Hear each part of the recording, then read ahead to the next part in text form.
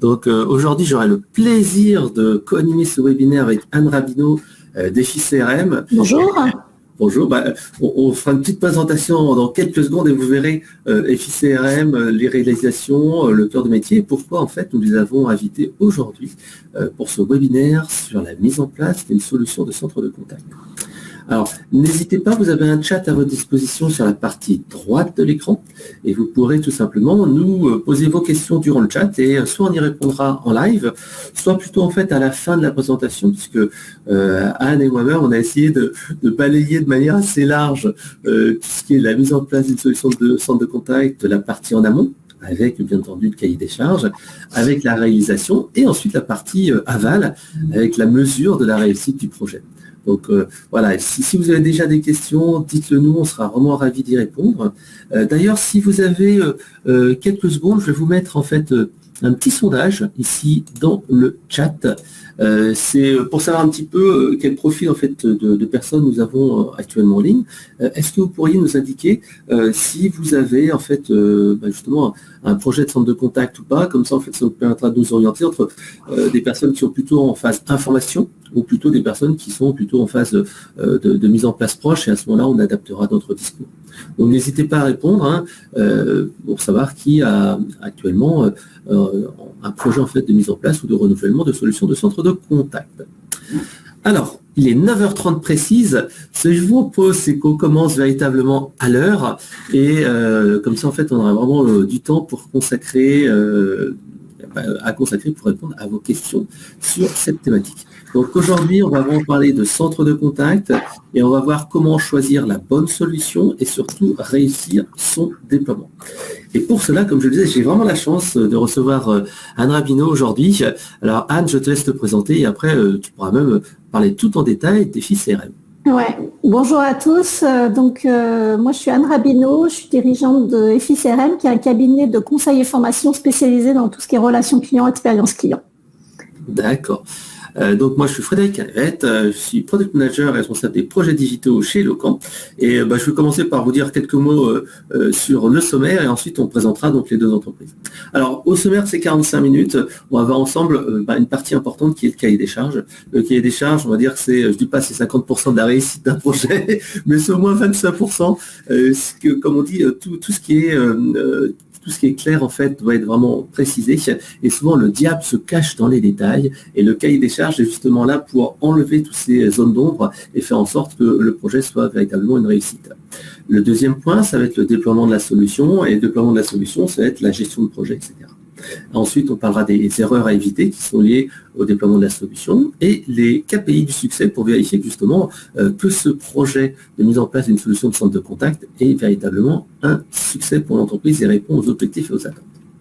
Alors, quelques mots sur Eloquent. Je pense que la plupart d'entre vous nous connaissent. Eloquent, en fait, ça fait plus de 20 ans qu'on travaille dans le domaine de la relation client. On a plus de 300 clients actifs en France et en Europe. Et au niveau du centre de contact, on a la chance de gérer plus de 450 millions d'interactions multicanales par an, donc téléphone, SMS, etc., etc. Et on est également fiers d'envoyer près de 150 millions d'enquêtes de satisfaction à l'année.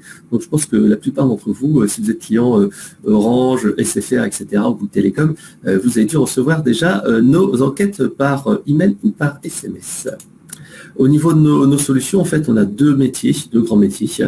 On est spécialiste du centre de contact, donc le sujet du jour, et également éditeur de solutions d'enquête de satisfaction. Donc, éditeur de solutions de centre de contact, qu'est-ce que c'est? C'est bien entendu le centre de contact avec la gestion des interactions, email, chat, SMS, etc., etc. Et bien sûr des services vocaux, fourniture de numéros spéciaux, etc. Et également l'automatisation avec tout ce qui est chatbot, callbot.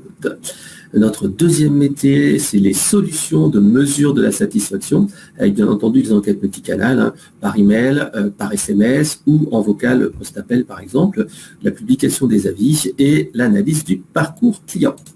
Alors Anne, je te laisse peut-être présenter EFI-CRM pour ceux qui ne le connaissent pas encore. Alors, FICRM, comme je l'ai dit, c'est un cabinet de conseil et de formation. En fait, on a vraiment 4 métiers. Donc, le conseil et la formation qui sont les plus grosses activités de notre cabinet. Et puis, on fait également de l'intérim management. Donc, parfois, vous pouvez avoir un poste vacant sur du management, de la formation. Et le temps que vous recrutiez la perle rare, eh bien, nous, on vient se mettre dans les chaussons du poste et maintenir l'activité. Parfois, comme on a aussi cette casquette de consultant, améliorer l'existant et pouvoir passer le témoin d'une situation qui est stable au nouvel entrant.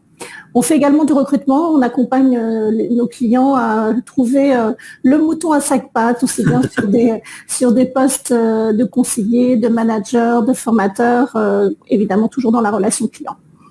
On a aujourd'hui 2 bureaux, donc même si on est localisé à Paris et à Lyon, on couvre en fait l'ensemble de la France et voire les pays francophones.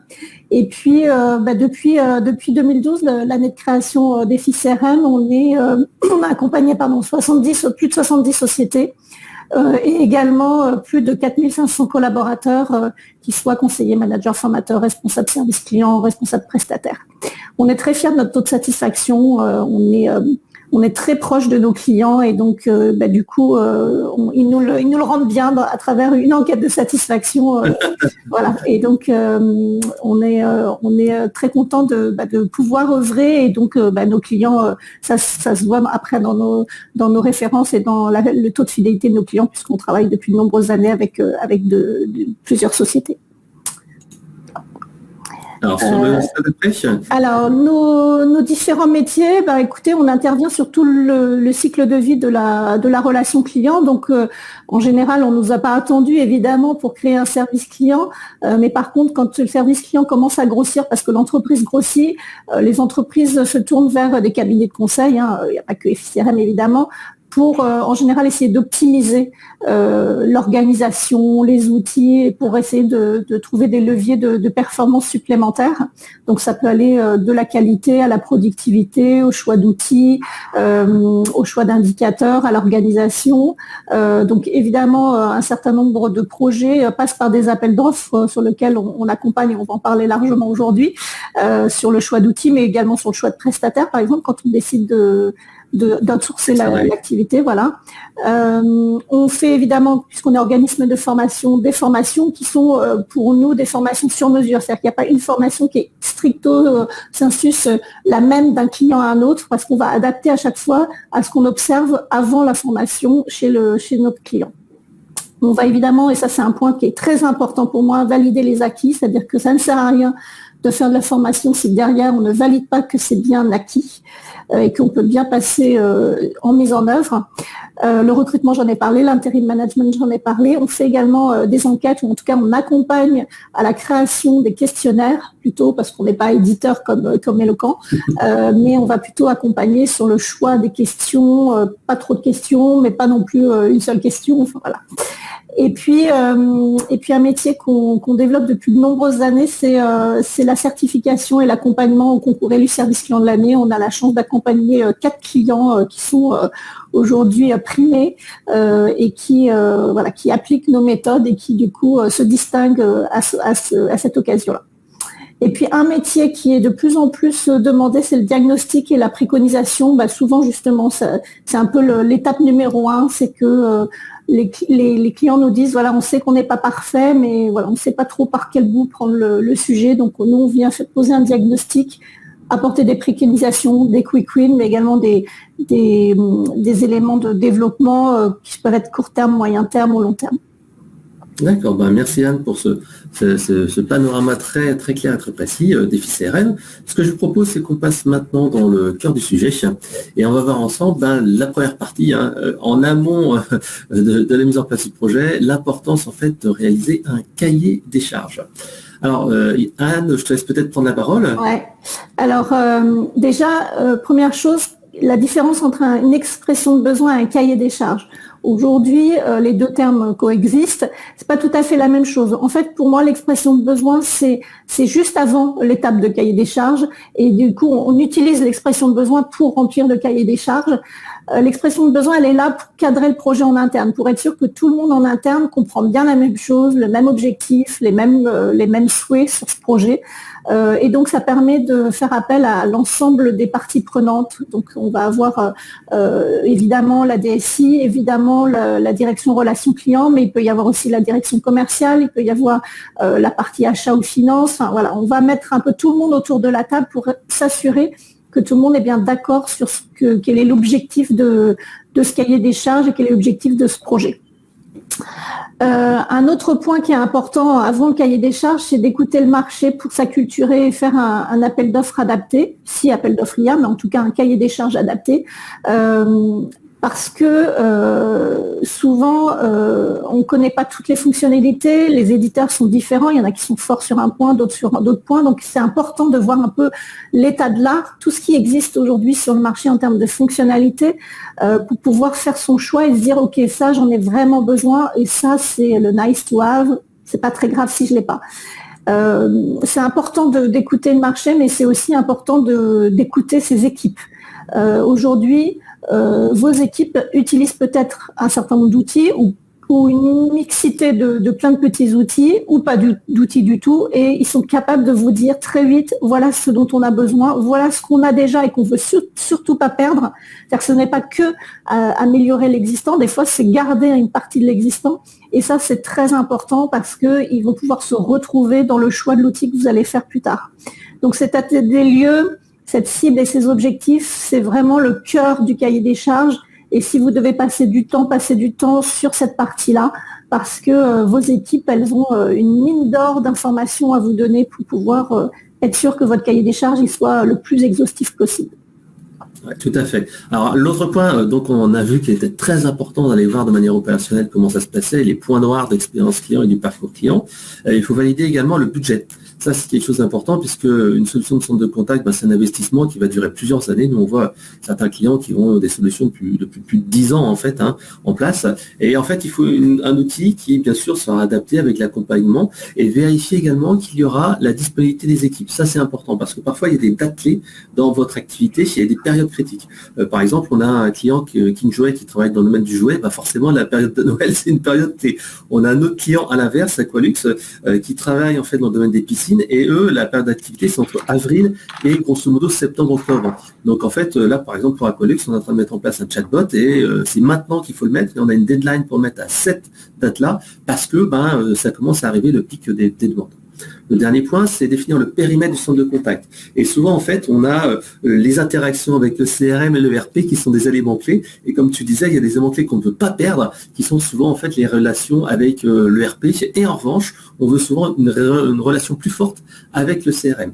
Et on voit aussi qu'il y a des projets qui se chevauchent, comme par exemple la téléphonie d'entreprise. On va revoir en même temps la téléphonie d'entreprise en plus du centre de contact. Donc, faites attention à ça. Et si nécessaire, il faut faire un lotissement du projet. C'est-à-dire que si ce sont des projets un peu différents, nous on le voit souvent que le projet CRM et le projet centre de contact sont un petit peu liés. Moi, ce que je vous conseille, c'est quand même un petit peu de les décorréler. Parce que gérer de front à la fois une solution de CRM à mettre à jour et une solution de centre de contact à mettre à jour, on le voit que c'est compliqué, surtout pour la disponibilité des équipes et surtout pour la qualité de la recette et de ce qui sera réalisé. Donc vérifier véritablement si c'est nécessaire de faire un différent lotissement et par exemple dire voilà je commence pour le centre de contact, ensuite je fais le CRM ou inversement. On a certains de nos clients comme ça qui nous disent voilà il faut prévoir que la solution soit compatible Salesforce, soit compatible Microsoft CRM et en amont en fait on le voit lors du cahier des charges et ensuite une fois que c'est mis en place, on passe à cette étape-là. Voilà. Donc ça c'était en amont du cahier des charges. Quel est le rôle Anne du cabinet de conseil en fait là-dedans? Alors, je vais prêcher pour ma paroisse, mais évidemment, notre rôle, c'est de vous accompagner sur la cible, sur l'état de l'art, j'en parlais tout à l'heure. Un petit exemple, on a accompagné un client qui, en fait, ça faisait 1 an et demi qu'il faisait le tour de la place des éditeurs et qui se disait, à chaque fois, c'est le dernier qui a parlé, qui a raison. En fait, du coup, on a peur de prendre une décision parce qu'on a peur de ne pas faire le bon choix. Et donc, ça faisait 1 an et demi qu'ils écoutaient, voilà, ils connaissaient plein de choses, mais ils étaient incapables de faire le choix et de passer le pas parce qu'ils avaient peur de faire une bêtise et parce qu'ils se disaient finalement peut-être qu'il y a une solution qu'on n'a pas encore vue et peut-être c'est celle-là la meilleure. Et donc, 1 an et demi après, je les ai retrouvés là, désespérés, en disant, on n'a toujours pas déployé notre solution. Donc, notre métier, notre cabinet de conseil, c'est de faire le tri dans tout ça, c'est de vous dire, qu'est-ce qui est important pour vous, de vous aider à définir vos besoins actuels, mais aussi à venir, c'est-à-dire pas juste dire, on veut remplacer ce qu'on a aujourd'hui, mais aller un peu plus loin et voir comment on peut utiliser un certain nombre de fonctionnalités dans le futur qui permettent d'optimiser votre service client.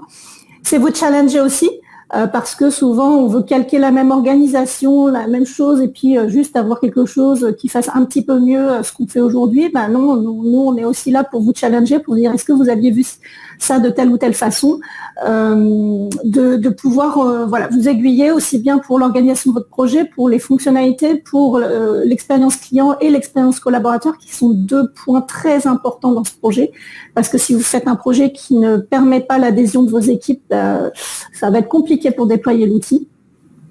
Et puis de prioriser les fonctionnalités, j'en parlais tout à l'heure, mais clairement, il y a les options qui sont absolument obligatoires pour vous, il y a celles qui sont optionnelles et puis il y a les nice to have. Et ça, c'est important de pouvoir faire le tri dans tout ça parce que ça va vous aider ensuite à choisir la solution et puis à pouvoir dire, voilà ce que je mets dans mon package, et on va le voir un petit peu plus tard dans la présentation. Parfois, il va falloir renoncer à des choses, et donc de prioriser, ça vous permet de renoncer à certaines choses moins graves que certaines autres. Et puis notre rôle, c'est l'interface entre vous, entre l'éditeur ou l'intégrateur, selon le choix que vous faites, pour s'assurer que tout ce que vous avez mis dans votre cahier des charges est bien mis en place et qu'on respecte les délais, parce que il faut que votre projet tienne en un certain nombre de mois, mais pas plus, parce qu'il faut à un moment donné le mettre en place pour justement pouvoir avoir les gains de productivité ou de qualité que vous attendez. D'accord. Alors justement, là, on va pouvoir parler du fameux cahier des charges. Alors Anne, n'hésite pas à compléter si jamais j'oublie des choses. Donc la première chose qu'on voit, en fait, c'est le basique, c'est les interlocuteurs du projet. Alors vous allez me dire, quel intérêt? En fait, c'est de savoir qui va être responsable de quoi. Ça permet aussi de clarifier en interne qui est les chefs de projet, qui sont les missions, et d'engager les gens. C'est important de définir la responsabilité, parce que si les gens n'ont pas dans leur feuille de route ou dans leur mission, c'est ça qui est important. Et en fait, parfois, on aura des gens qui ne seront pas disponibles pour les recettes, pour les tests, etc. etc. Donc, les interlocuteurs du projet, très important, à la fois DSI, métier, etc. Et vous, comme ça, vous allez vraiment définir les key users et les personnes qui sont responsables. Deuxième chose, la présentation d'entreprise. Alors bien sûr, comment fonctionne l'entreprise, c'est important, parce que même si votre prestataire a travaillé souvent avec des entreprises du même secteur, chaque entreprise est différente. Elle a un historique des produits, des marchés qui peut être totalement différent d'une entreprise de l'une à l'autre. Par exemple, passer en direct ou en indirect, distributeur par distributeur, centre de contact externalisé ou pas.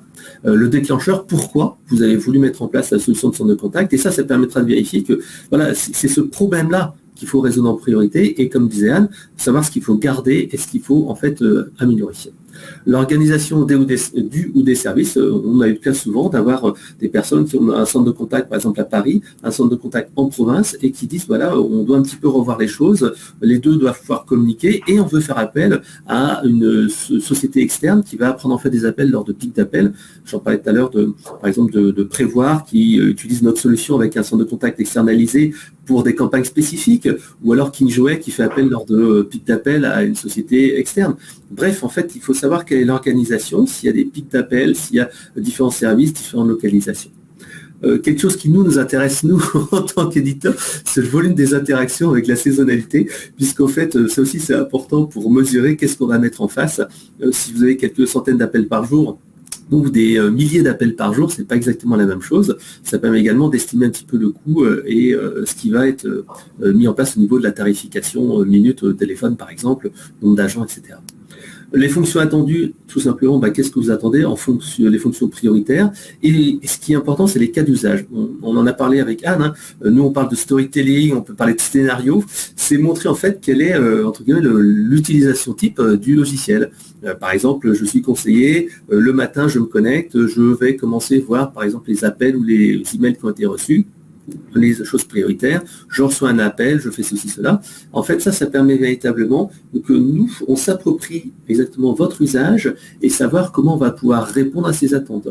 Pareil, si vous avez des idées de tableau de bord, de rapport ou d'indicateurs, c'est important également d'en faire part. Ouais, si je peux me permettre, ce point-là est hyper important parce que c'est ça qui va permettre de s'assurer que vous n'êtes pas complètement, que l'éditeur n'a pas compris autre chose. Donc plus vous êtes vraiment pratico-pratique, plus vous êtes sûr que c'est ce que vous allez avoir à la fin. Ouais. Et c'est également intéressant pour la partie tarification, puisque plus vous serez précis sur ce que vous voulez, plus en fait l'éditeur va avoir une réponse qui sera fine et ça évitera les zones d'ombre. Plus il y a de zones d'ombre, l'éditeur forcément prend un petit peu de marge de sécurité pour se dire ah bon ok j'ai à peu près compris ça, mais bon pas si c'est pas exactement ça, je vais rajouter peut-être 1 ou 2 jours pour être sûr de ne pas me tromper. Voilà. Alors les contraintes, souvent on nous en parle, ça peut être des contraintes technologiques. Par exemple, on a un client qu'on vient d'accueillir par Minoption il n'y a pas très longtemps qui utilise encore Internet Explorer, je crois une version 7, 8 ou quelque chose comme ça en fait, une vieille version qui est utilisée depuis des années. Et donc il faut vérifier que la solution est bien compatible avec cela. Les contraintes techniques, ça peut être par exemple un CRM, ça peut être une installation spécifique, des contraintes avec du VPN ou des choses comme ça. Voilà, donc il y a un certain nombre de contraintes pour dire voilà, attention, on a ces spécificités-là. L'architecture informatique existante, voilà, vous avez peut-être un CRM actuellement, un ERP, etc. Et cible, est-ce que ça va être évolué vers un nouveau CRM, un nouvel ERP, est-ce qu'il y a des web services? Ça également, la partie web service est vraiment importante, puisque selon ce que vous voulez intégrer entre la solution de centre de contact et l'ERP et le CRM, il faut vraiment préciser. Plus il y aura d'informations précises, plus ça permettra à l'éditeur de travailler tranquillement. Le lotissement du projet, on l'a dit tout à l'heure, nous ce qu'on remarque souvent c'est qu'on nous demande d'intervenir sur l'aspect prioritaire, souvent téléphonie et email, et ensuite on se dit d'accord, on commence par faire ça, et ensuite une fois qu'on a bien digéré, que l'organisation roule bien, souvent on passe à d'autres canaux comme par exemple du chatbot, du callbot, du chat, etc., etc. Donc voilà, se dire quelle est la priorité et pas essayer de faire un bing bang et tout refaire et tout remettre en cause. Le planning, donc le fameux rétro-planning, la date du moment où vous voulez faire la soutenance, la date où vous allez prendre votre décision, la date souhaitée en fait de mise en place, etc. Ce qui permettra aussi à l'éditeur de dire ok c'est bon, je vois ce rétro-planning, j'anticipe un petit peu les disponibilités, etc. La grille de conformité aussi, c'est très intéressant. La grille de conformité permet de vérifier que les fonctionnalités clés que vous aurez notées en priorité, par exemple, vous voulez absolument avoir un chat, vous voulez absolument avoir un chatbot, etc., etc. Qu'est-ce qui est en fait listé dans vos priorités, importantes ou pas. Et parmi ces priorités, en fait, l'éditeur va dire est-ce qu'il est standard, c'est-à-dire que c'est une fonctionnalité qui est disponible par défaut avec un simple paramétrage. Est-ce que c'est quelque chose qui est un petit peu spécifique, des adaptations, par exemple une intégration avec un ERP métier, et qu'est-ce qui est non disponible, c'est-à-dire la fonctionnalité qui n'est pas disponible. Et grâce à ça, en matchant les fonctionnalités avec les besoins standards spécifiques et non disponibles et vos priorités à vous, vous pouvez dire ah d'accord, là en fait ça répond de manière rationnelle à notre besoin.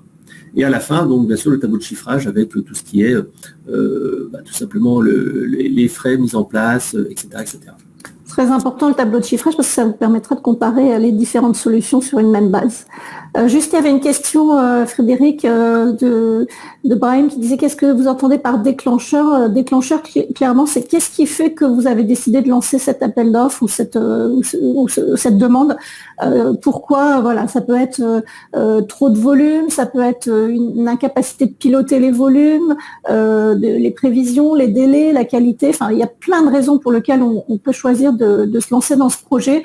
Il faut que l'éditeur puisse comprendre, voilà, c'est quoi votre pain point, votre point de douleur qui fait que vous êtes lancé dans ce projet et s'assurer évidemment qu'il va vous apporter une solution à ça. Par exemple, je donnerais l'exemple d'une entreprise industrielle qui nous disait, ma QoS actuellement, enfin mon taux de joignabilité était à peu près de 80-85%. Je veux passer absolument à 90-95 parce que c'est de la prise de commande. Et en fait, pour eux, prendre des commandes en plus, c'est prendre plus de business. Donc c'était ça l'objectif principal. Et puis il y a Lydie qui demande à partir de quand une solution de centre de contact est pertinente à déployer, volume d'appel ou interaction.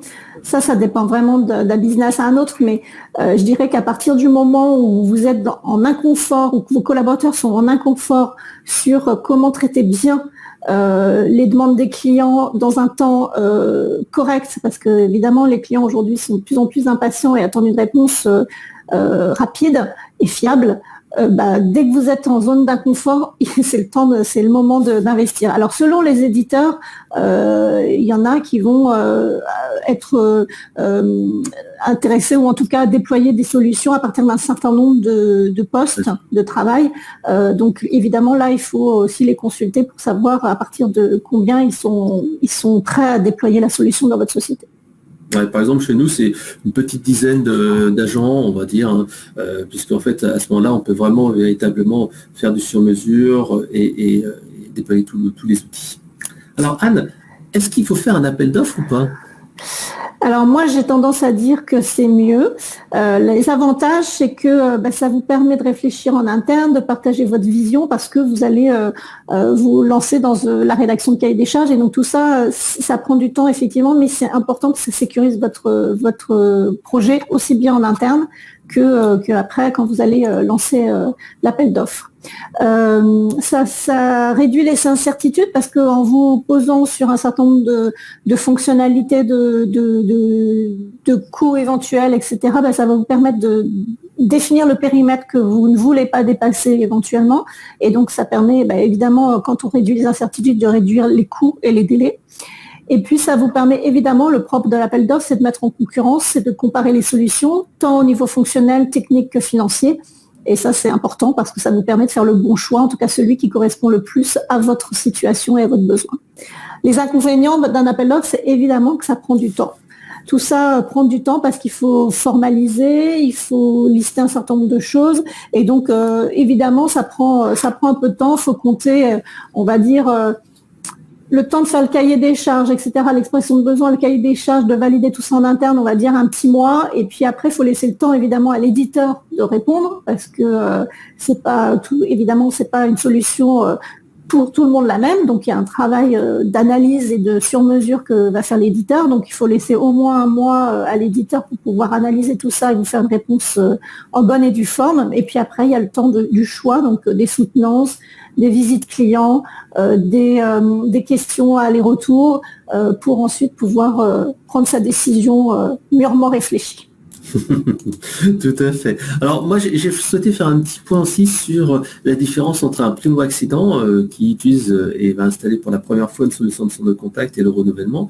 Alors le primo-accédant, on voit tout de suite qu'il a besoin de plus d'accompagnement et de conseils et il doit surtout en fait avoir la confiance de son éditeur. Lorsqu'il fait son choix, il doit dire ok, je me laisse accompagner parce que c'est un véritable métier, il y a les spécificités, la gestion des campagnes, la disponibilité des agents, etc. Et il faut vraiment écouter son prestataire, que ce soit intégrateur ou éditeur, et lui faire confiance. Au départ, il connaît le métier, vous lui expliquez comment fonctionne votre business, donc vous devez travailler vraiment en confiance avec lui. Et bien entendu, n'hésitez pas à solliciter de l'accompagnement, en particulier avec une société de conseil qui est là pour vous aider à mettre en place cette première solution, parce que vous, c'est une première fois sans doute pour vous, et donc il faut quelqu'un qui soit là pour vous aider avec une société de conseil ou un éditeur qui a déjà une très très très grande expérience derrière et qui sait que voilà, si on fait ça, attention à ça, et nous souvent notre rôle est justement de dire attention, non, vaut mieux pas faire ça, on peut le faire, mais nous notre expérience nous dit qu'il vaut mieux plutôt faire ceci, cela. Et ça permet vraiment de gagner du temps et d'éviter de complexifier les choses pour rien. Le trop point, c'est en renouvellement, ce qu'on voit souvent, c'est que souvent, c'est qu'il y en a oubli en fait des détails. C'est-à-dire qu'ils disent non mais c'est bon, on a une solution de centre de contact depuis un petit moment, on sait ce qui ne va pas, on veut ça. Le problème, c'est qu'en fait, il reste trop soit dans la vision ancienne solution, alors que les solutions peuvent évoluer, proposer de nouvelles choses ou ne pas proposer certaines choses. Donc il faut vraiment vérifier que voilà, ça c'est exactement comme ça, voilà comment on fonctionne actuellement, voilà comme ça comment on voudrait fonctionner. Est-ce qu'il y a une meilleure manière de le faire? Voilà, et ne pas copier l'ancienne solution et la manière de travailler parce que souvent en fait c'est le moment de revoir les choses et il y a des fonctionnalités qu'il n'y avait pas et qu'il y a maintenant. Je vais donner un petit exemple là d'un de nos clients qui, au moment de déployer, de faire le choix d'une solution, donc nous avait pris en cabinet de conseil, et puis pendant qu'on faisait l'expression de besoin, on s'est aperçu que la DSI avait acheté quelques licences d'une solution, Et donc, on s'est dit, en fait, ils ont déjà fait le choix. Donc, voilà, la mission est plus vraiment nécessaire. Et donc, du coup, on a demandé à voir une démonstration de l'éditeur en question pour pouvoir s'assurer que les licences correspondaient aux besoins du client. Et en fait, on est tombé de haut avec la cliente parce qu'un certain nombre de fonctionnalités de base n'existaient pas et étaient absolument obligatoires pour elle. Alors heureusement, ils n'avaient pas acheté toutes les licences, ils en avaient acheté 3-4 pour pouvoir tester justement.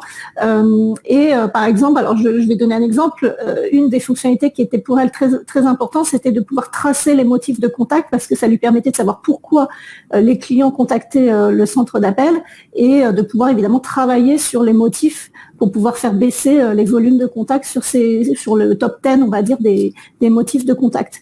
Et cette solution ne permettait pas de rendre obligatoire le traçage du motif de contact. C'était possible sur les appels, on pouvait le rendre obligatoire. Par contre, sur les autres canaux, le collaborateur, le conseiller pouvait passer outre cette phase et donc ça lui posait un vrai problème.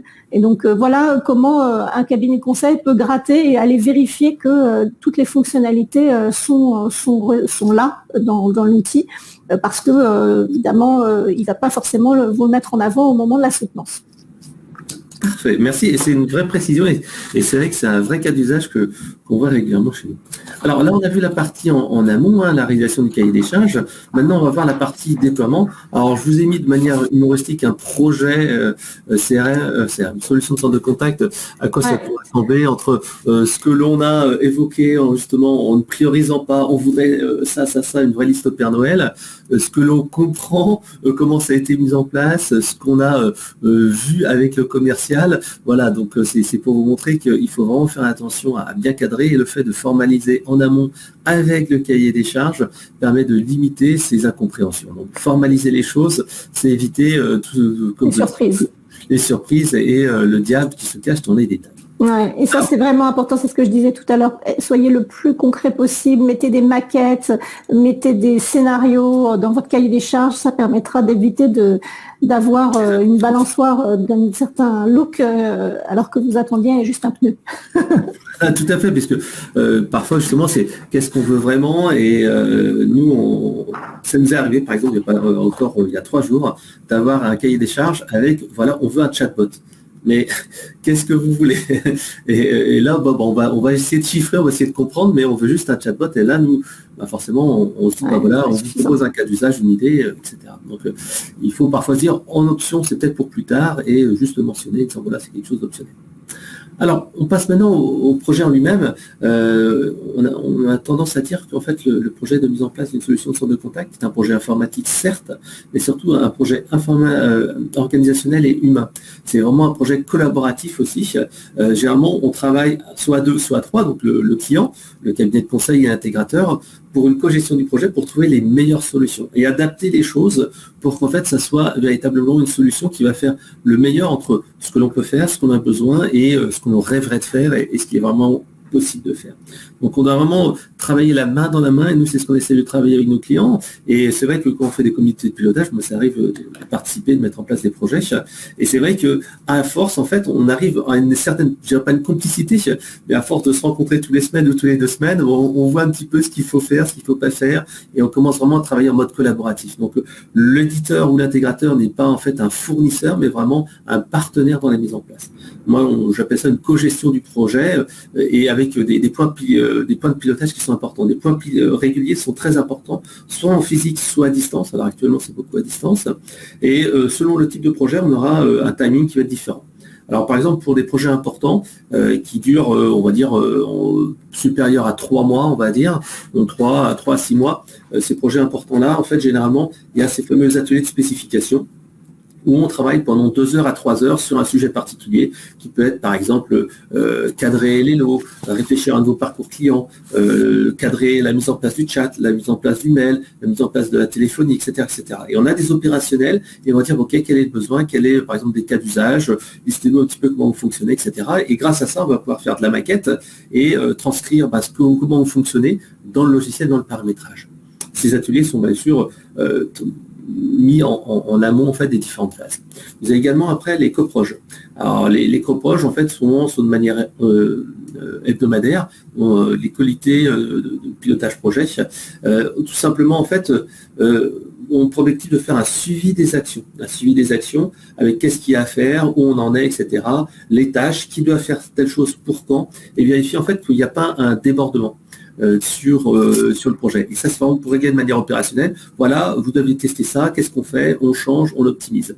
Le COPI, le comité de pilotage, lui, en fait, se met de manière un peu plus mensuelle, et là, on va plutôt parler des risques du pilotage macro, où on en est, est-ce qu'on a décalé, pas décalé, et c'est le moment de prendre des décisions à ce moment-là, et parfois en fait on voit les responsables qui sont présents à ce moment-là, qui disent non mais il faut vraiment s'investir là-dessus, il faut insister auprès de la DSI, il faut mettre les priorités, etc., etc. Et pour les petits projets par contre, on va plutôt travailler en réunion toutes les semaines. Et c'est ce que je fais actuellement. Là, je mets en place un chatbot chez un de nos clients. Et en fait, on avait un rythme de tous les 2 semaines pendant la phase un petit peu en amont. Et là, maintenant, quand on est à peu près à 2 semaines de la mise en place, on a un rythme toutes les semaines en petit comité pour être sûr que ce rythme-là va être bien impulsé et va permettre d'avancer. Puisque le rythme de 2 semaines fonctionne bien quand on n'a pas forcément tout finalisé la solution parce qu'il faut du temps, il faut trouver le temps de tester, de mettre en place. Tandis que sur la fin, généralement, une petite accélération permet de vérifier qu'on va bien vraiment atteindre les délais. Je te laisse, Anne, parler de l'organisation parce que ça, c'est un point fort. Effectivement, ce projet, il est aussi là pour vous interroger sur votre organisation du travail. Est-ce que il y a un certain nombre de pratiques que vous avez aujourd'hui qui peuvent être améliorées, qui peuvent être modifiées, et donc c'est aussi l'occasion de repenser tout ça. Ça a évidemment un impact RH et ça c'est un point important dans votre planning de bien intégrer pour ceux qui ont des instances représentatives qu'il faut consulter.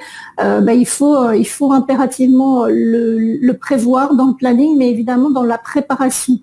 Ce moment est un moment important parce que ça permet aussi de valider l'adhésion de toutes les parties prenantes, CSE compris, dans ce projet.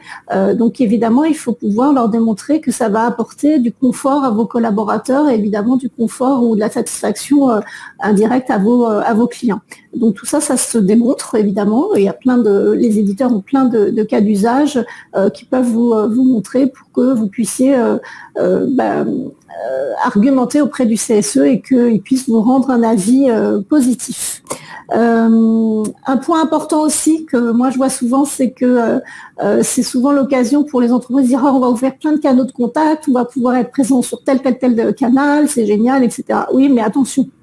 Il faut que vous soyez prêt à les traiter. Est-ce que vous avez les compétences en interne? On ne répond pas à un chat et à un mail comme on répond à un appel.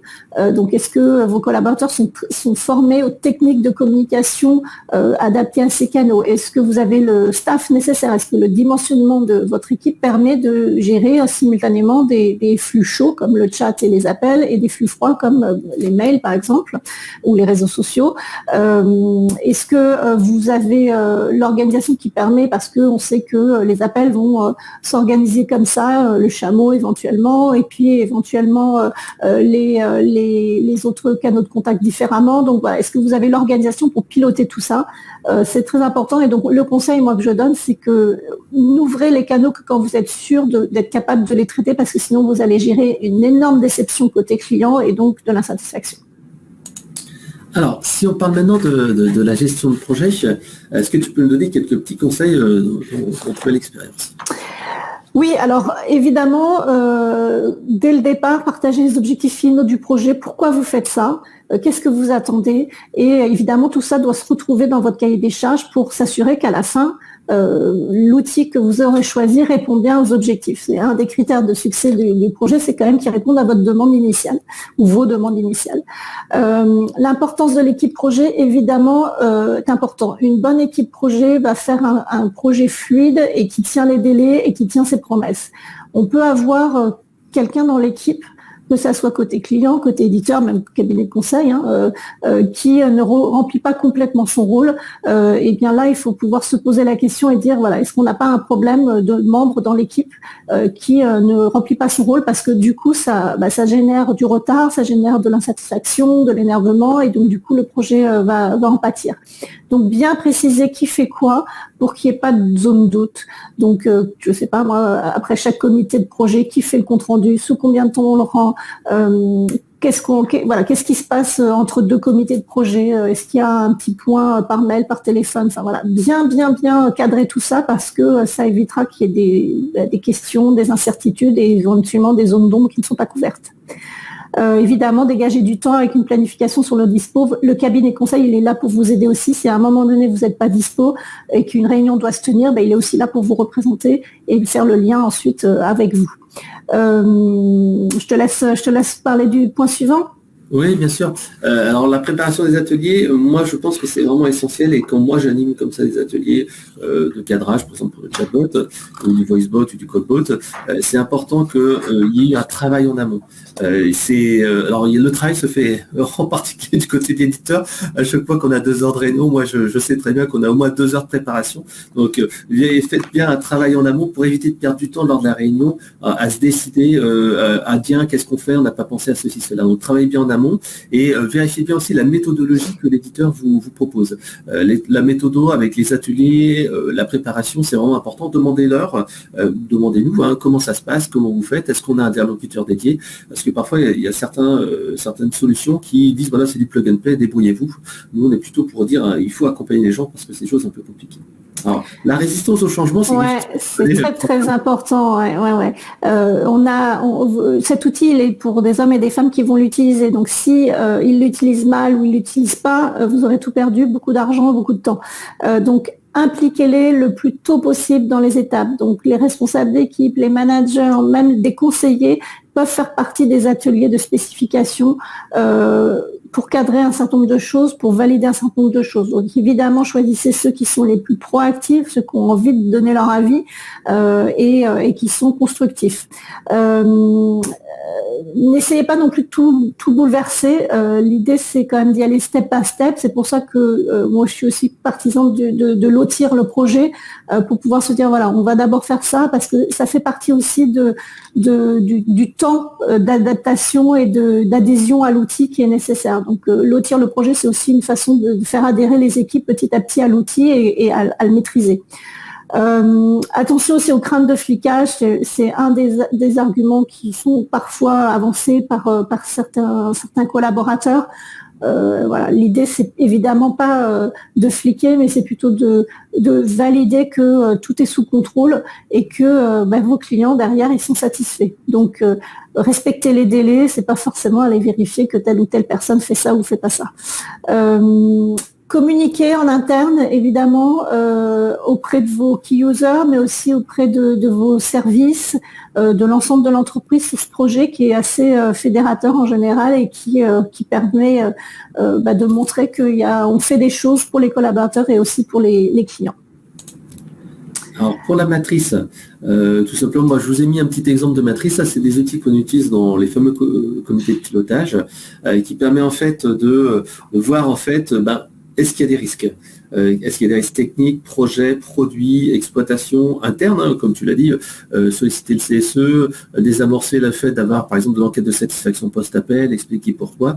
Donc, je crois qu'on va mettre en avant les risques, les impacts, la probabilité, et on va essayer d'anticiper les choses. C'est ça qui est important, c'est de dire, un risque, c'est important, mais quand on a anticipé, qu'on a vu ce qui allait se passer, tout de suite, ça va mieux, il y a moins de stress, et surtout, on va pouvoir le corriger. L'autre point également, c'est le fameux triangle des Bermudes des projets informatiques. Ouais. Il faut savoir, moi ce que souvent je dis, c'est choisir, c'est renoncer. À un moment donné, vous allez peut-être devoir faire des choix parce que vous voudriez beaucoup plus de fonctions, mais vous n'avez pas le budget, ou vous voudriez à nouveau beaucoup plus de fonctions, mais vous n'avez pas le temps de le déployer. Donc voilà, à un moment donné, il va falloir peut-être faire des choix. Et donc, justement, c'est pour ça que dans le cahier des charges, si vous avez pu lister ce qui était obligatoire, optionnel et nice to have, ça vous permettra de dire, bon, ok, ça on abandonne ou on le met dans un lot ultérieur. Mais il faut que le projet il sorte sur les fonctions les plus importantes et donc il faut faire des choix. Ouais, et n'oubliez pas, lorsque vous faites ces choix, de bien valider ça avec le sponsor du projet. Bien sûr. Parfois, on a tendance à faire un choix, et puis après, on se retrouve des fois en comité de pilotage, et le sponsor dit, mais non, mais on n'est pas, c'est pas possible, etc. Donc, validez bien en disant, voilà, envoyez un email au responsable et qu'on est bien d'accord qu'il y ait ça. Si on n'a pas de budget en plus ou de temps en plus, et ben, à ce moment-là, voilà, ça facilite les conséquences. Alors, après, quand on est quasiment à la partie résolution, il y a un point qui est mis en place du projet.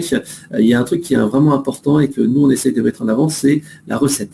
La partie recette, c'est vraiment se dire, OK, on a passé 2 mois, 3 mois, 4 mois, 5 mois à travailler ensemble. Maintenant, en fait, il ne faut pas négliger cette dernière phase qui est de sauter, de passer le pas, de sauter. Et tout simplement, il faut vraiment planifier du temps. Nous, on le voit, c'est ce moment-là qu'il faut travailler parce que si on met en place une solution et qu'elle est mal paramétrée ou qu'il y a des petits soucis, tout de suite, les gens vont se dire, non, mais ça ne marche pas, ça ne va pas, etc. Et on va avoir tout de suite un effet retour en arrière et ça va être assez compliqué. Donc, vraiment, il faut impliquer les équipes métiers, passer en cas d'usage. Pas juste regarder la solution, comment ça marche, etc. Mais faites comme si vous appeliez un client, etc. Ce que j'aime bien faire, par exemple dans le cas d'un chatbot, c'est de dire à nos clients, mettez en face un vrai client bêta-testeur et faites-le utiliser et demandez son usage. Et il y a 3-4 questions que je dis, est-ce que tu peux noter d'une 1 à 10, est-ce que tu as envie de mettre en place ça, est-ce que tu as hâte, etc. Il y a 3-4 questions que moi je demande à poser à ces key users et aux utilisateurs internes. Et par exemple, là, on a eu un score de 9 sur 10, on se dit, 9 sur 10, c'est bon, là, est-ce que vous avez hâte de l'avoir? Oui, on a vraiment hâte de l'avoir, on attend ça. Quand on voit ça, on se dit, c'est bon, on va pouvoir y aller. Donc vérifier les objectifs et puis voilà, après formaliser avec un go écrit. Moi je préfère toujours un go écrit parce que ça formalise les choses et comme ça on est sûr que ça a été testé suffisamment. Alors on va peut-être passer aux petites erreurs. Alors, on a déjà parlé un petit peu, le pas clarifier la mission du chef de projet, encore on a vu tout à l'heure, qui fait quoi. Il faut vraiment quelqu'un responsable et qui va bouger les autres. L'autre point, c'est dégager du temps opérationnel et DSI. Le lancement de Big Bang, je crois que tu as aussi des anecdotes. Oui, là, il faut vraiment faire attention, c'est-à-dire pas essayer de tout basculer tout d'un coup, tous les services en même temps, etc. Donc, privilégier d'abord un pilote sur une activité qui est pas trop grosse, sur une période au moment où vous allez basculer, sur une période calme, qui permet de pas mettre la pression aux conseillers, de à la fois maîtriser le flux d'activité courant et puis en plus le nouvel outil qu'il faut prendre en main, c'est toujours un moment de stress. Donc le jour J de la bascule, il faut être vraiment très présent, il faut que l'éditeur soit là, il faut que le cabinet de conseil avec plusieurs consultants soit là pour vraiment aider vos collaborateurs parce que c'est là que c'est le moment, le pic de stress pour eux. Ouais, et puis parfois c'est juste un oubli de l'utilisation du produit et il faut leur expliquer comment ça marche.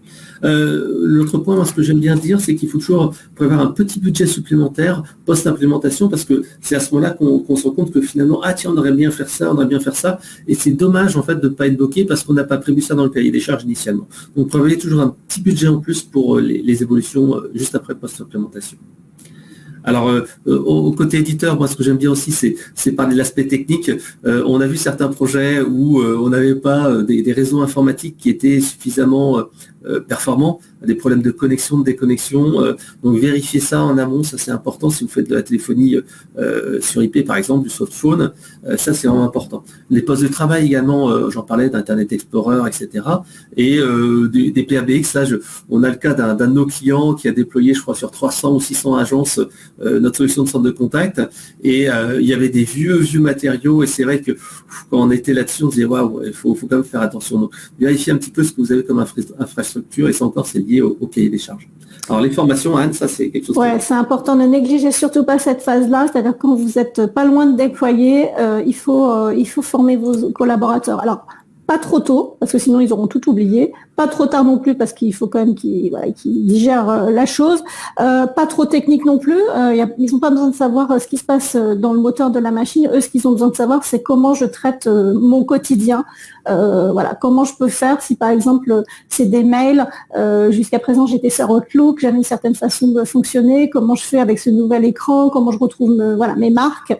Et donc là, on est vraiment sur des formations purement pratiques, des cas d'usage, comment je décroche un appel, comment je mets en attente, comment je me mets en conférence, comment je me mets en pause, comment je traite un appel, comment je traite un mail, comment je récupère des réponses types, comment le chatbot peut m'aider avec aussi des réponses types. Donc tout ça, il faut qu'ils puissent prendre la main sur l'outil. Et donc, c'est des formations qui sont très importantes parce que ça leur permet de vraiment être rassurés pour le jour J. Donc, il ne faut pas le faire trop tard non plus, il ne faut pas le faire trop tôt non plus. D'accord. Alors, si vous avez des questions, n'hésitez pas, parce qu'on est bientôt arrivé à la fin de la présentation. Je mettrai quelques petites infos sur la solution. N'oubliez pas de vérifier la conformité RGPD, son évolutivité. Une solution, on la garde plusieurs années. Il faut être sûr que ça soit évolutif. Il y a de nouvelles choses qui arrivent régulièrement. Attention à la gestion des emails, ça c'est quelque chose que tu connais, Anne. Oui, alors oui, ça ne sera pas la même chose que Outlook, c'est clair. Il faut faire le deuil de Outlook, mais vous allez tellement avoir de choses en plus en termes de pilotage. Vous allez pouvoir savoir combien de mails vous recevez, quels sont les délais, depuis combien de temps le plus ancien attend, quelle est la qualité. Donc vous allez pouvoir aussi aller regarder avant l'envoi ou après l'envoi les réponses. Donc oui, il faut faire le deuil de chacun fait sa petite signature de son mail dans son coin. Il va falloir uniformiser, mais c'est pas plus mal. Les signatures, se mettre d'accord sur est-ce qu'on met le prénom, est-ce qu'on met le nom, est-ce qu'on met le nom du service. Voilà. Tout ça permet aussi d'uniformiser tout ça et de donner quand même une image de marque meilleure pour votre entreprise. Mais c'est clair que les petites habitudes sur Outlook ne seront plus les mêmes et donc il faut pouvoir aider les collaborateurs à retrouver et leur montrer tout ce qu'ils peuvent faire en plus. Alors souvent une question qu'on nous pose, et d'ailleurs je la vois ici posée par Lydie, quelle est la différence entre un éditeur en direct, un intégrateur? Et justement on en parlait là. Nous en fait, bien entendu, on va privilégier le fait de passer directement par un éditeur intégrateur parce que c'est ce qu'on fait nous, tout simplement parce qu'on a vraiment une meilleure maîtrise sur la roadmap. On peut vous dire, voilà, tiens, il y a telle chose qu'on peut intégrer à telle date. On en parlait tout à l'heure de ce fameux client qui voulait son intégration avec Internet Explorer, je crois, version 8, on est capable en fait d'être beaucoup plus agile et d'intégrer des demandes dans la roadmap. Souvent en fait, quand on est aussi éditeur, on a des équipes qui sont beaucoup plus grandes, qui ont vu beaucoup plus de diversité de métiers, et on a des connaissances métiers qui sont plus importantes. Il y a également des circuits beaucoup plus courts pour la prise de décision, c'est-à-dire que si vous travaillez avec un éditeur, et en fait, il va pouvoir dire non, il y a un dossier qui est important, on peut faire ça, est-ce qu'on peut le cadrer dans la roadmap, etc. Tandis qu'un intégrateur pourra rajouter du développement, mais à un moment donné, il a une solution qu'il a et il ne pourra pas faire autre chose que d'utiliser la solution qui est là.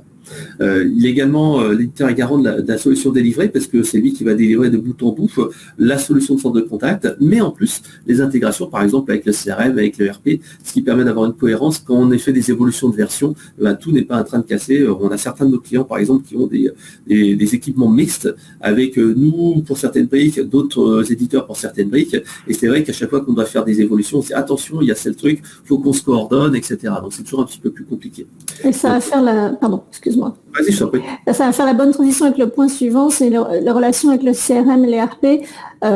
Beaucoup de projets, moi j'ai eu beaucoup de discussions avec les clients sur est-ce qu'on pourrait mettre ça dans l'outil de gestion de contact plutôt que dans le CRM ou dans le RP. Attention, c'est pas un CRM, c'est pas un RP.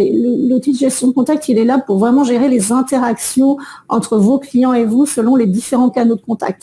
C'est pas là que vous allez pouvoir lister, je sais pas moi, les offres auxquelles il a souscrit, son adresse postale, etc., etc. Ça c'est vraiment le CRM. C'est là que le cœur de votre métier, de votre activité, c'est un autre outil et c'est pas l'outil de gestion de contact. Par contre, évidemment, l'intégration entre les deux est très intéressante parce que ça permet de donner une grande visibilité à vos collaborateurs. C'est qu'en même temps qu'ils gèrent un contact, ils savent à qui ils parlent, ils savent quel est l'enjeu, quelles sont les options souscrites par le client. Et donc tout ça, c'est évidemment très, très utile pour pouvoir traiter vite et bien le contact. Alors, on est quasiment arrivé à la fin du webinaire, on a un petit peu dépassé. Donc n'hésitez pas, si vous avez des questions, posez-les, on y répondra juste après. Alors Anne, comment mesure-t-on la réussite d'un projet? Alors première chose, c'est évidemment, comme vous l'avez écrit dans votre cahier des charges, pourquoi vous avez fait tout ça? Il va falloir vérifier que tout ça, tous les points sur lesquels vous étiez en attente sont répondus dans cette mise en place. Et puis derrière, il faut que vous puissiez montrer que vous avez une meilleure productivité, une meilleure sur la partie quantitative. Donc ça peut être un meilleur taux de décroché, plus de contacts ou d'interactions traitées, une durée moyenne de traitement qui baisse, des délais de traitement pour les clients qui baissent, des appels qui peuvent être traités par les clients, enfin des appels ou des contacts d'ailleurs directement par les clients eux-mêmes, ce qu'on appelle le self-care, c'est-à-dire qu'ils n'ont même plus besoin de contacter un collaborateur humain. Ils ont leur réponse directement, donc ça va être évidemment des calls ou des voice bots, ça peut être l'ESV qui donne un certain nombre d'informations, ça peut être aussi des FAQ, enfin il y a plein de moyens. Alors je sors un peu du périmètre du projet, mais il y a plein de moyens pour que les clients puissent trouver l'information tout seuls sans avoir besoin d'un conseiller. Le taux de résolution au premier contact, c'est un critère qui est peu suivi, mais qui est tellement important, c'est-à-dire que normalement un service client digne de ce nom, il doit pouvoir répondre dès le premier contact, quel que soit le média, au client et même aller au-delà de sa question pour éviter qu'il recontacte derrière. Des SLA, donc des taux d'indicateurs, des taux d'engagement qui sont monitorés et respectés. Donc c'est un certain nombre d'indicateurs que vous suivez et que vous êtes sûr que voilà, vous êtes dans la plaque. Beaucoup de clients aujourd'hui n'ont pas forcément ces indicateurs en place et l'outil de gestion de contact leur permet de mettre ça en place et de pouvoir le monitorer après. Et puis, il y a aussi le qualitatif, il n'y a pas que du quantitatif, il y a le qualitatif, donc évidemment, une meilleure satisfaction des collaborateurs et des clients, la possibilité de voir enfin, d'enlever ce bandeau et de pouvoir enfin voir ce qui se passe dans votre sorte de contact et d'avoir un reporting unifié, c'est-à-dire qu'on n'a pas un petit bout d'informations à un endroit, à un autre endroit et qu'on doit passer du temps à compiler tout ça et finalement on passe plus de temps à compiler qu'à analyser. Donc voilà, c'est du temps de gagner et puis du coup de l'analyse possible. Et puis l'interfaçage avec les outils métiers, ça c'est très important parce que ça permet vraiment de gagner du temps pour vos collaborateurs et d'avoir une meilleure information disponible au moment où ils traitent les contacts. Parfait, on va arriver à la conclusion de ce webinaire. On est un petit peu débordé. Alors Anne, tu voulais insister sur un premier point ? Oui, anticiper, bien préparer. Plus vous anticipez et préparez en amont. Alors évidemment, les cabinets de conseil sont là aussi pour vous aider à ça, mais mieux derrière le projet va se décliner et puis vous serez sûr de tenir et les délais et ce que vous souhaitiez. De mon côté, c'est intégrer les parties prenantes, les opérationnels, la DSI, etc. Comme on l'a dit tout à l'heure, c'est un projet informatique organisationnel humain, donc mettez des personnes dans l'équipe projet chez vous qui sont et à l'informatique et au niveau organisation et au niveau éventuellement RH. Ouais, et faites confiance à votre prestataire, fournisseur ou cabinet de conseil pour vraiment exploiter à 110% la solution, c'est vraiment essentiel. Et c'est là en fait que Keloquent et FCRM sont là pour vous accompagner sur ce genre de projet. Alors, le petit plan d'action, s'il faut retenir quelque chose, Anne. Alors, demain, déjà, vous commencez par analyser l'existant et ses limites. Où est-ce que ça coince? Où est-ce que ça fait du mal à vos collaborateurs, à vos managers pour piloter l'activité? Vous allez commencer à vous acculturer. Alors, c'est vrai qu'en ce moment, c'est compliqué de pouvoir rencontrer les éditeurs, etc. Mais ils sont tous disponibles pour faire des démos, pour vous expliquer, évidemment, nous, on est aussi là pour vous aider là-dessus, pour vous aiguiller. Donc, vous pouvez évidemment aussi choisir un cabinet de conseil pour vous aider dans cette phase-là. Et puis, commencer à écrire ce que vous souhaitez, pourquoi vous voulez un nouvel outil, qu'est-ce qui doit vous apporter pour que vous puissiez être clair sur les idées. Aller challenger aussi les cabinets de conseil pour vous donner des métriques, pour dire, voilà, grâce à ça, voilà ce qu'on peut gagner. Et donc, tout ça, ça se chiffre. Et on est capable de faire un ROI et donc de convaincre plus facilement sa direction d'investir dans ce projet. Justement, après, c'est ça la suite, c'est nommer le chef de projet qui va être là pour décider et faire avancer le projet avec la validation du budget, finaliser un cahier des charges, au-delà de l'expression de besoin, on est vraiment sur le cahier des charges, sélectionner 3 à 4 prestataires potentiels et commencer à les solliciter. Et à la fin, les 6 derniers mois, c'est choisir son prestataire et puis surtout, important, le choisissez pas ni trop gros ni trop petit, choisissez-le en fonction de votre taille aussi.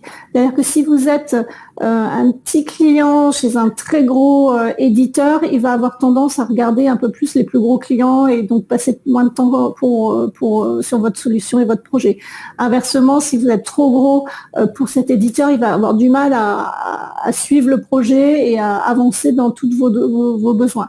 Donc, il faut choisir presque votre jumeau, celui qui correspond à la taille, qui vous permet de peser dans les décisions et qui il passe suffisamment de temps sur votre projet. Et puis évidemment lancer le projet sur un pilote, ça c'est ce qu'on a dit tout à l'heure, pour pas faire le Big Bang tout de suite. Ok, ce qu'on va faire, c'est qu'on va peut-être passer à la session de questions-réponses. Donc, on en a quelques-unes qui ont été posées. Donc, on va aller dans l'onglet favoris, là, récupérer quelques-unes des questions. Puis, je vous propose que n'hésitez pas à les poser. On va y répondre au fur et à mesure. Alors, il y a une première qui est facile. Celle-là, je vais la prendre. Damine, qui nous dit, est-ce qu'on va pouvoir avoir la présentation? Oui, bien entendu, vous allez pouvoir avoir la présentation. Alors, peut-être une question pour Anne. Oui. Comment fixiez-vous les SLA? Alors, pas trop non plus d'indicateurs, parce que l'indicateur suit l'indicateur. Hein, quand on en a trop, on finit par plus savoir ce qu'on doit suivre. Et puis les SLA, ça change dans le temps. C'est-à-dire qu'on n'est pas obligé de suivre tous les ans les mêmes SLA. Donc, ça dépend de ce que vous voulez suivre, vous, qu'est-ce qui est important pour vous. Il y en a, ça va être les délais, d'autres, ça va être la qualité, d'autres, ça va être le taux de traitement, le taux de décroché ou taux de traitement des différents contacts. Certains sont imbriqués, c'est-à-dire que si vous suivez les délais, derrière, vous allez aussi suivre les durées moyennes de traitement. Donc tout ça, c'est vraiment des points importants, mais qu'il faut trier. C'est-à-dire que suivez pas trop d'indicateurs, parce qu'à un moment donné, moi j'ai eu le cas d'une entreprise, ils avaient un méga tableau, il y avait du rouge, du vert dans tous les sens, et à un moment donné, j'ai fermé l'ordinateur, je leur dis OK, juste hier, c'était une bonne ou une mauvaise réponse, une bonne ou une mauvaise journée, pardon. Et donc, ils savaient plus parce que en fait, il y en avait trop. Donc je leur ai dit voilà, c'est quoi l'important, c'est quoi vraiment ce qui est le plus important pour vous. Donc ça permet de définir des SLA. Et puis après, une fois qu'on maîtrise un certain nombre de SLA, on descend, on affine.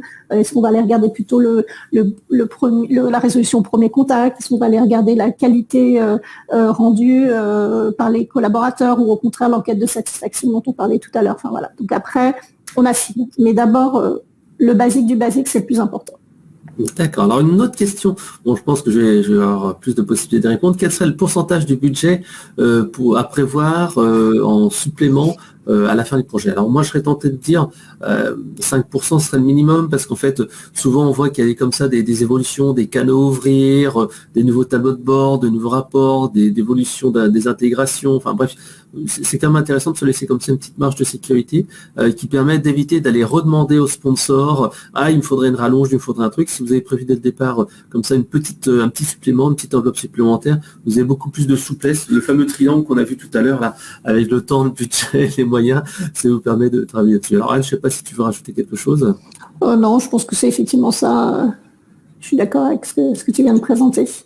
Alors, la question d'après, c'est est-ce qu'il y a des spécificités supplémentaires pour les autres canaux type chat? Oui, bien sûr, il y en a plein sur le chat, mais par exemple, un point important, c'est est-ce que vous avez la possibilité de, entre guillemets, débrancher le chat? C'est-à-dire que si aucun collaborateur n'est disponible sur le chat, il n'est même pas proposé au client, ce qui évite la déception. Le nombre de fois où moi, en tant que client, je vois qu'il y a un chat, et moi j'adore les chats, donc je clique dessus, et en fait je me rends compte que personne ne répond à ma question, c'est encore plus déceptif, et ça me donne encore moins envie de communiquer avec cette marque. Donc ça, c'est hyper important, c'est de s'assurer que quand personne n'est connecté au chat, il n'est même pas proposé au client.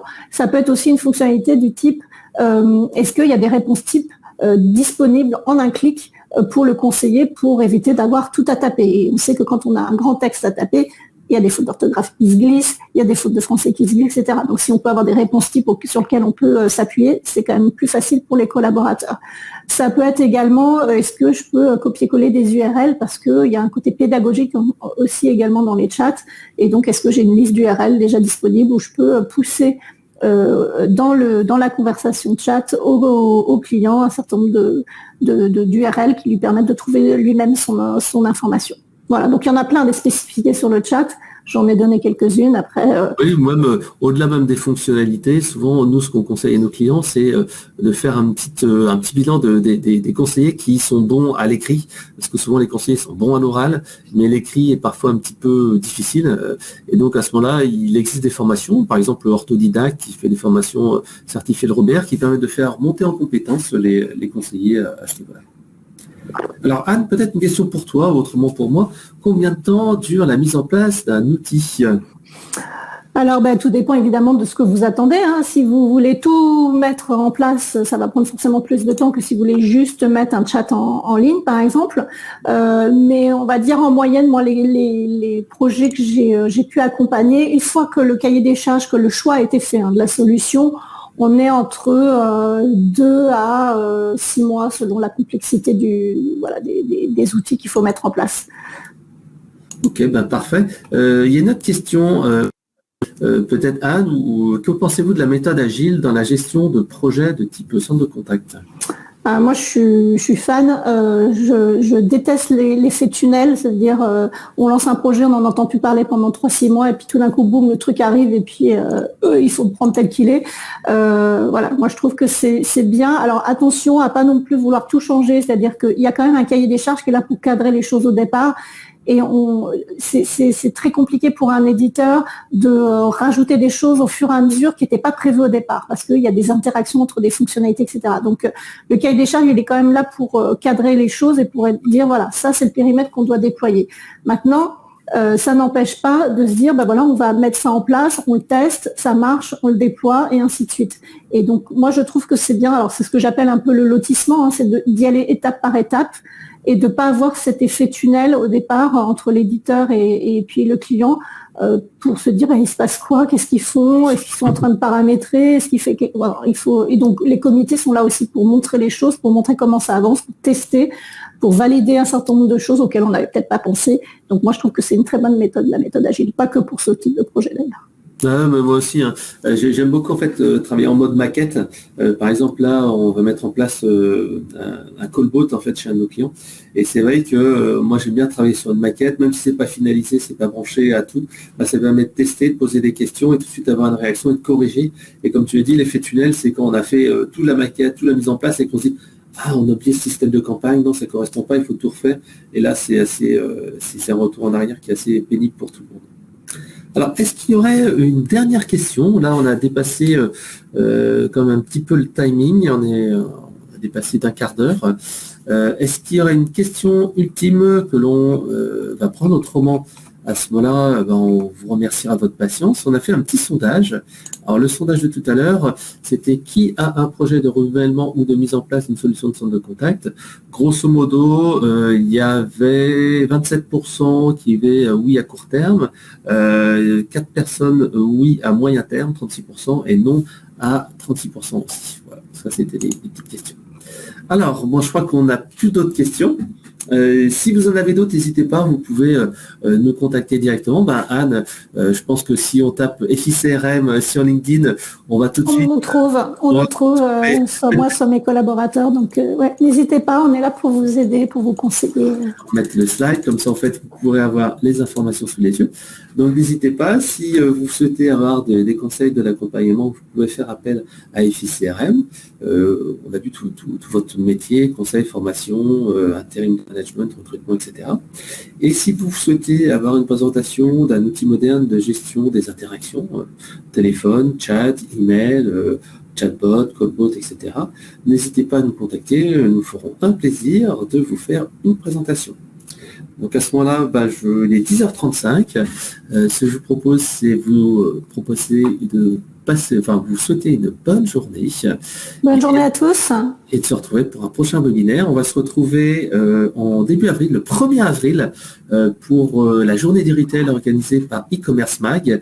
Et là, on aura la chance d'avoir Matériel.net du groupe LDLC qui va nous parler de comment réduire l'effort client lors des parcours clients, à la fois au niveau du chat, du téléphone, des FAQ, etc., etc.